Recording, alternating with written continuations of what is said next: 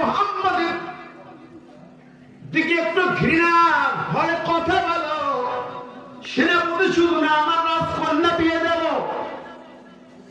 ওই যুবক ঝলছে ওরে, হ্যাঁ রাজা, আমার হাতে হ্যান্ডকাপ না থাকলে এই মুহূর্তে তোমার কল্লা উড়িয়ে দিতাম।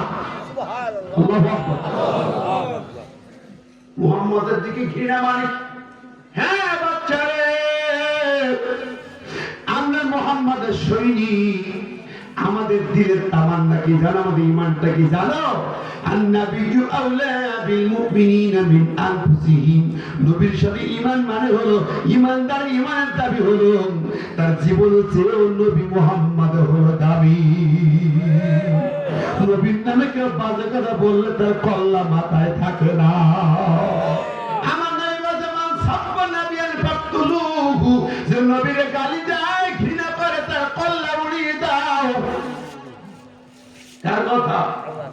নবীর কথা। আমার দেশের নবীর নামে গালি আছে না নাই? এই ইকুটা বন্ধ করে দেব। আমার দেশে নবীর নামে গালি হয় কি হয় না? এই তো কয়দিন আগে বাউলটা কি দিছে, বাউল ফকিররা আল্লাহর নামে কত বাজে কথা কইছে, কয় নাই? জোরে বলেন, কি জানা আছে না নাই? আল্লাহরে কি কইছে? আল্লাহকে তোমার মুখ করে, তোমার মুখ না হুক, নাউজুবিল্লাহ। আল্লাহকে তুমি আর বিশেষ আল্লাহ বানায় না, তুমি এটা বুঝো না? কোরআন নিয়ে উপহাস করে, কুলাউযু বিরাব্বিন নাস, আল্লাহ নাচতে কইছে, ডান্স করতে কইছে।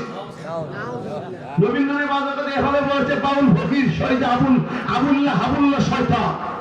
কতক্ষণ যে আল্লাহর নামে বাজে কথা কয়, নবীর নামে কয়, মানুষটা শয়তান, ও মানুষটা জারস, টাটকা বেজাম্মা হারামজাদা, ঠিক না ঠিক?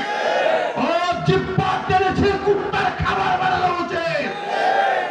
কিন্তু আমাদের সরকার তাকে জামে আদর করতেছে, ইন্টারিম গভর্নমেন্ট, এনজিওবাদী নারীবাদী সরকারি গভর্নমেন্ট।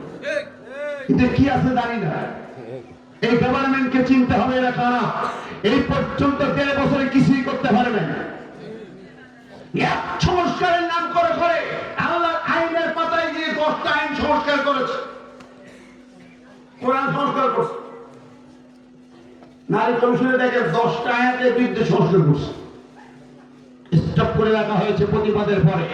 আমার ভাই বন্ধুরা, এ পর্যন্ত ফেসিবাদের যারা আমার ভাইদেরকে আবু সাইদ থেকে শুরু করে এ পর্যন্ত রক্ত ঝরেছে, খুন করেছে, সেই খুনি হায়নার অফিসারদেরকে কয়জন গ্রেফতার করা হয়েছে দেখেন তো?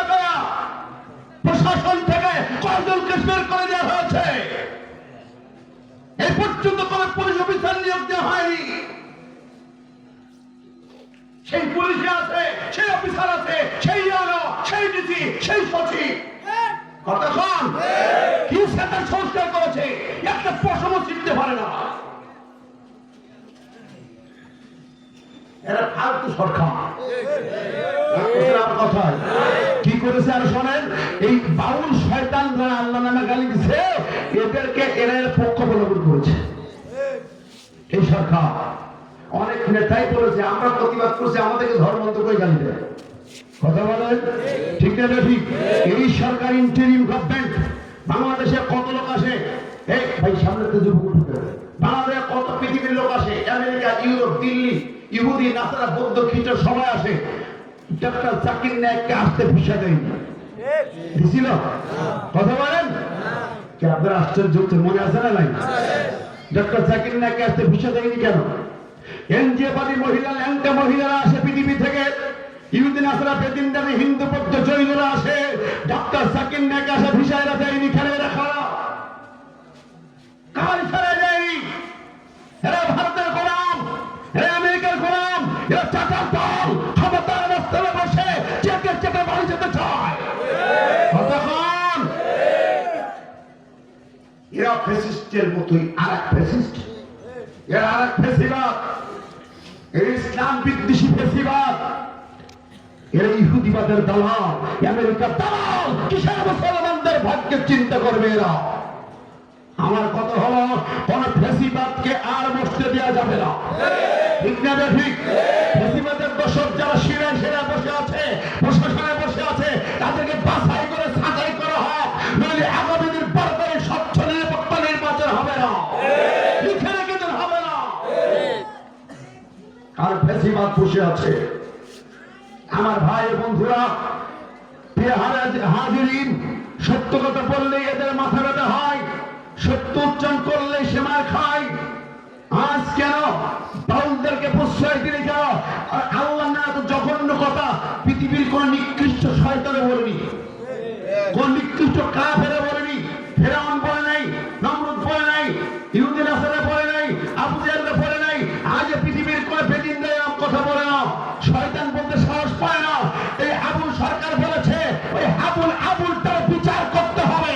আল্লাহর নামে নবীর নামে গালি দিয়েছে, ওর তল্লা চাই, ওর জিহ্বাকে ছিঁড়ে ফেলতে চায়। চাই তো হাত তুলে দেখার তো।